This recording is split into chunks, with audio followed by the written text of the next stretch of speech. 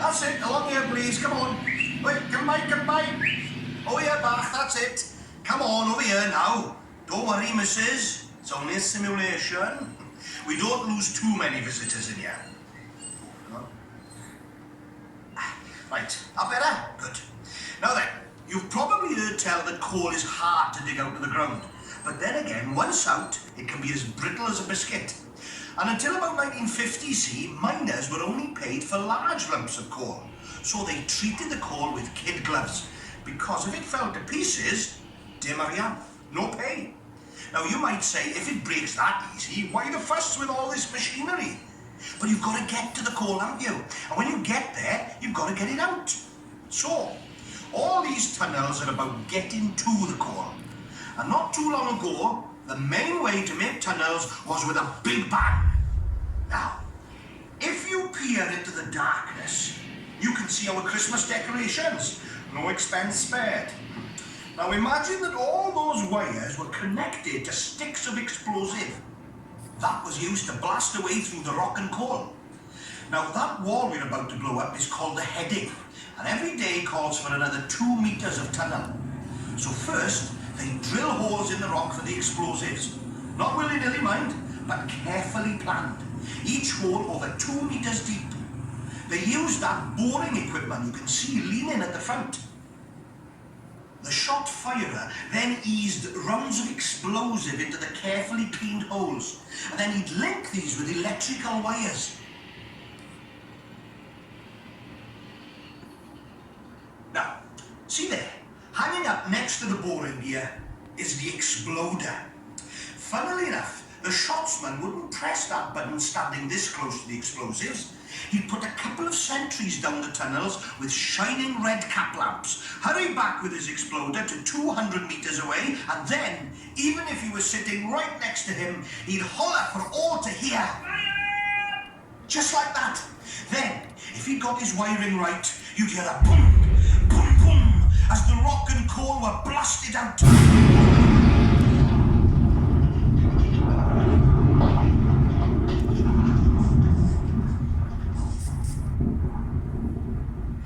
Things didn't always go to plan, mind. Explosives are always dangerous, especially down a coal mine. After the fumes had cleared, there could be up to 30 tons of rock or coal to get to the surface. Then, the whole business starts all over again.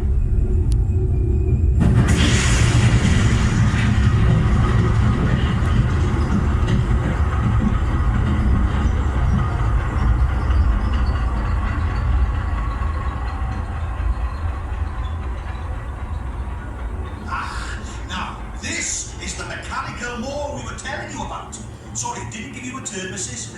Well, imagine that knocking on your coal shed door. Now, as big as it may be, this thing is nearly 40 years old and a toy compared to the modern ones. But even this could chew out 2 meters of tunnel in an 8-hour shift. It was twice as quick as explosives and a lot safer too. Yes, time was when this Dosco road header ate its way through the South Wales coalfields, well, like a maggot in Cavilli cheese. And not anymore, it doesn't. Not by here, anyhow. But across the Atlantic, they found a new use for the Dosco. In the vineyards of California, there's one of these burrowing into the hillsides, making tunnels for storing wine. From coal seams to Chardonnay.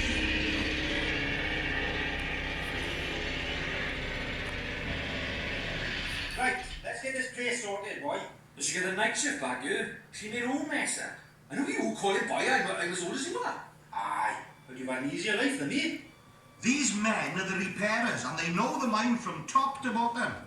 And more than anything, they know that Mother Nature abhors a vacuum. Nature abhors a vacuum? Where did you get that from? In other words, we can dig all the tunnels we like. But sooner or later, Mother Nature will close them up. It's the pressure of the rock, see? The weight is what we call it. Pushes down from the roof, in from the sides, and believe it or not, up from below. Take a look at these rings by here. They've had a right old bending, haven't they? And that floor lift, put absolutely terrible. Give us a lift by here, will you? These men have to work to keep the routes to the Coalface open. keep the arteries clear, keep the tunnel safe enough and wide enough for the coal to flow. You won't see too many big machines in this neck of the woods.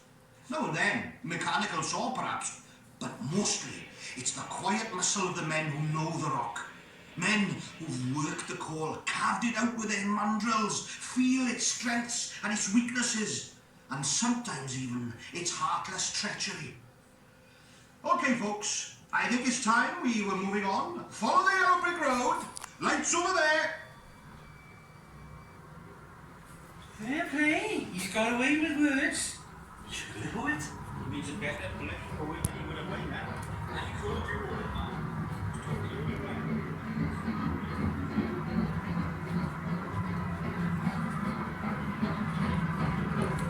Over here now.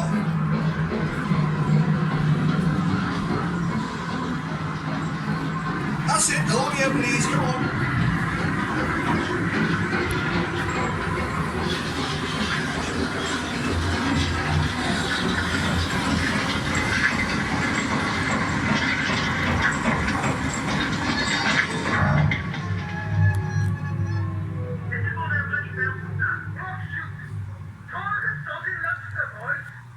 Blocked shoot. Number 5. Blocked again.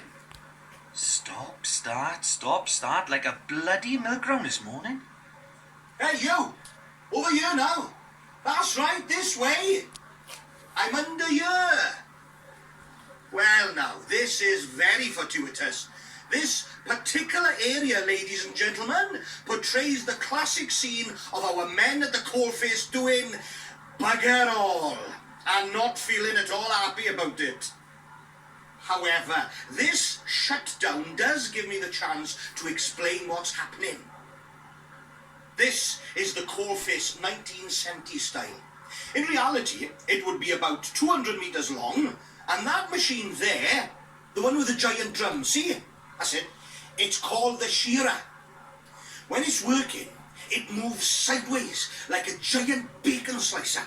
So it's not digging a thin, deep tunnel like what you might expect. It's taking a great sweep sideways from one end of the face to the other, shearing great swathes of coal off the seam in massive quantities. 400 tons of it at a single sweep of the face. 400 tons! Wow, that's a train full. Enough to keep 60 homes snug and warm for a whole year.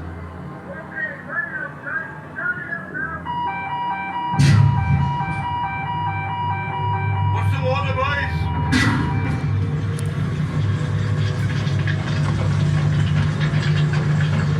And that's how they get the coal. Anyway, if your senses feel a bit battered, we'll make ourselves scarce. Now, go back to the corner and turn up to the right for the last historical scene.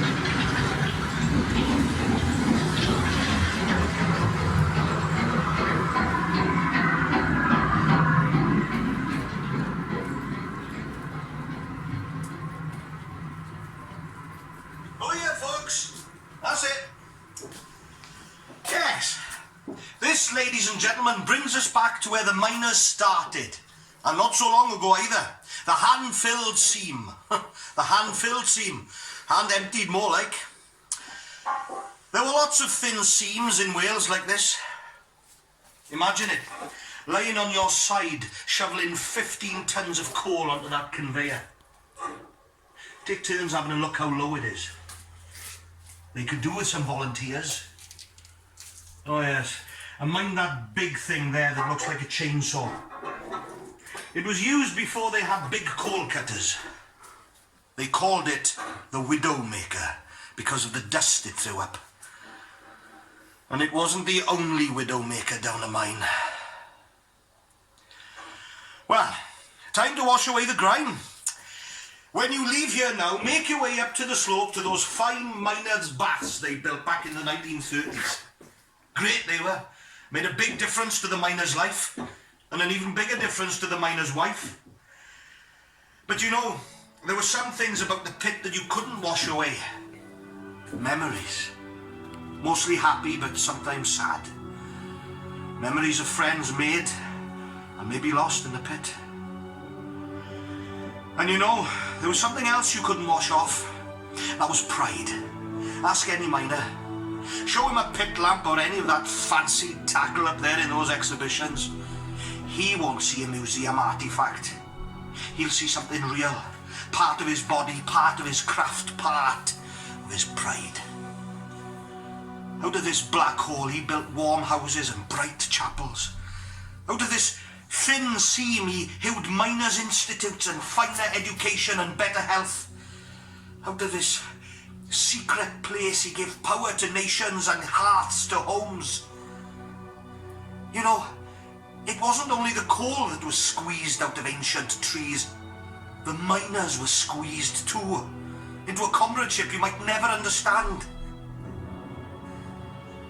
And when they needed a bit of help down there, you'd hear a world heritage of languages. I don't know if there's a message for the world in that, but a tale of comradeship is no bad thing to come out of the muggy heart of a big Welsh pit. Hwyl fawr.